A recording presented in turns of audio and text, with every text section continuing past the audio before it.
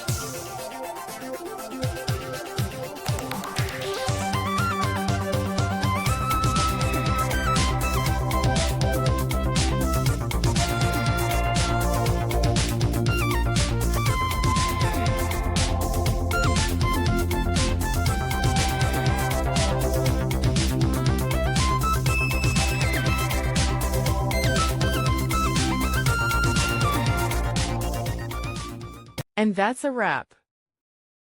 I hope you found the answer you were looking for. If you did, take a second to hit that subscribe button. It really helps out. And let me know in the comments which solution worked best for you. See you next time in the debug zone.